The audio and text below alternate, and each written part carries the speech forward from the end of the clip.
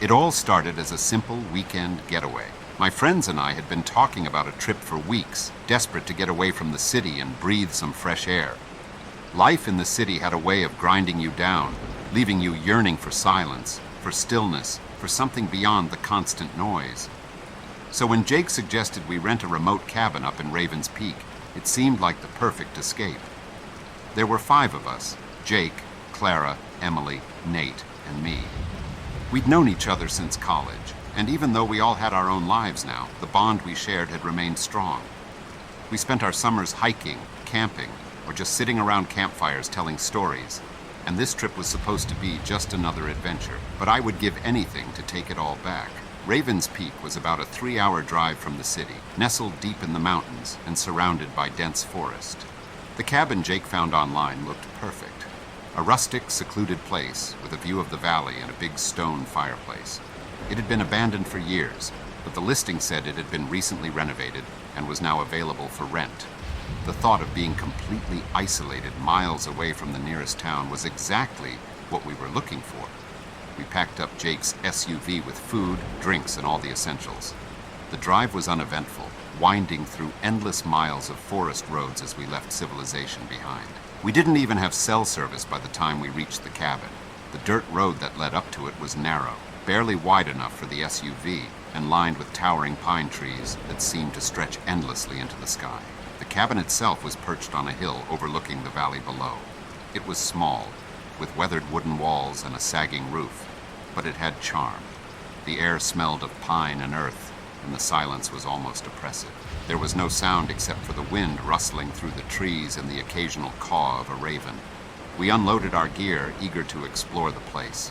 Inside, the cabin was exactly what you'd expect. Rustic but cozy, with wooden beams, a stone hearth, and worn leather furniture.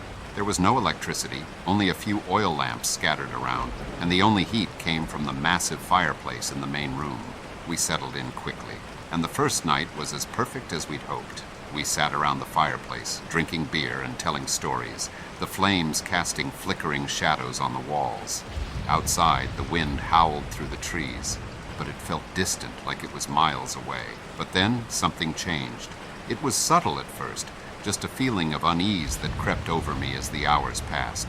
I couldn't put my finger on it, but I felt like we weren't alone.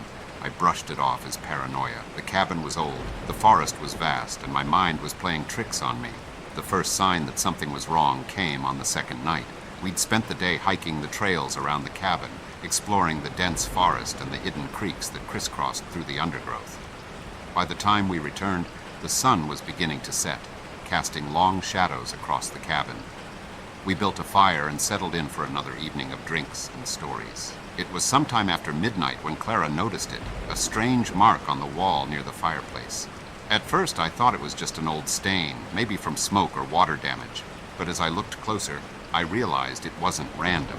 It was a symbol carved deep into the wood, barely visible unless you were standing right next to it. It was crude, a jagged circle with what looked like a series of lines radiating outward like the sun. None of us had noticed it the night before, but it was there now, clear as day. "Jake, did you see this when we got here?" I asked, my voice barely above a whisper. Jake shook his head, frowning as he ran his fingers over the rough carving. "No, I didn't see anything like this yesterday. What the hell is it?" "It looks old," Clara said, her brow furrowed, "like someone carved it a long time ago." But that didn't make sense. The listing had said the cabin had been renovated, cleaned up. Something like that would have been sanded down or painted over. I tried to shrug it off, but the feeling of unease had returned, stronger this time. We spent the rest of the night trying to ignore it, but it was hard. Every time I glanced at the symbol, I felt like it was watching us, like it was alive in some way I couldn't explain. And then the noises started. It was subtle at first, a faint creaking like footsteps on the floorboards above us. But the cabin only had one floor, and the attic was sealed shut. The sound came again, this time louder, like something was walking slowly, deliberately, just outside the circle of light cast by the fire. "Do you hear that?" Emily asked, her voice trembling. We all nodded, exchanging nervous glances. Jake stood up, grabbing one of the oil lamps and holding it up to the window. The forest outside was pitch black, the trees swaying gently in the wind. There was nothing out there, probably just the wind. Jake said, though I could hear the doubt in his voice. But it wasn't the wind. I knew that much. There was something out there, something watching us, waiting. We went to bed soon after, but sleep didn't come easy. The cabin felt wrong, like the walls were closing in, like the air was too thick to breathe. I lay there in the dark, staring up at the ceiling, listening to the silence. And then, just as I was drifting off, I heard it. A whisper. It was faint, barely more than a breath, but it was there. I sat up, my heart racing, straining to hear, but the sound was gone, replaced by the steady thrum of my pulse in my ears. I told myself it was nothing, just my imagination, but deep down, I knew better. The next morning, things got worse. We woke up to find more symbols carved into the walls. They were everywhere now, on the door frames, on the windowsills, even on the floor beneath the table. All the same symbol, that jagged circle with the lines radiating outward. How the hell did this happen? Nate asked, his voice tight with fear. None of us had an answer. The cabin was locked from the inside. No one had been in or out, but somehow the symbols had multiplied overnight. We should have left right then, but we didn't. We were scared, but we were also curious. Stupidly curious. So we stayed, telling ourselves that we were overreacting, that there had to be a logical explanation. By nightfall, we regretted that decision. It started again around midnight, the creaking, the whispers. But this time it was louder, closer. I could hear it moving outside the cabin, pacing back and forth, brushing against the walls. I was sitting by the fire, staring at the door, when I saw it. A shadow, just for a moment, passing by the window. It was tall, impossibly tall, and hunched over like it was walking on all fours. "Jake, did you see that?" I whispered, my voice shaking.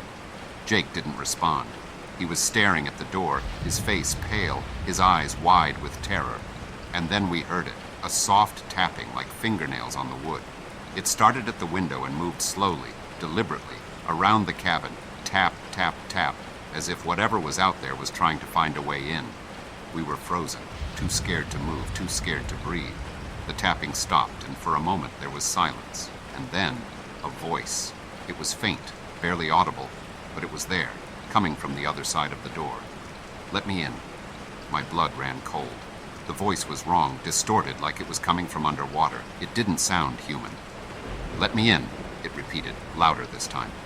We backed away from the door, our hearts pounding, our minds racing. Whatever was out there, it wasn't human. It couldn't be. The voice continued, growing more insistent, more angry. "Let me in!" The door shook violently as if something was slamming into it, trying to break it down. We grabbed anything we could find, chairs, the poker from the fireplace, and braced ourselves, ready for whatever was coming. And then, just as suddenly as it started, it stopped. The silence that followed was deafening. We stood there, trembling, waiting for something, anything to happen, but nothing did. The voice was gone. The tapping had stopped. We didn't sleep that night. We just sat by the fire, too scared to move, too scared to close our eyes. When morning finally came, we packed up and left without a word. None of us spoke the entire way down the mountain. We didn't need to. We all knew what we had seen, what we had heard.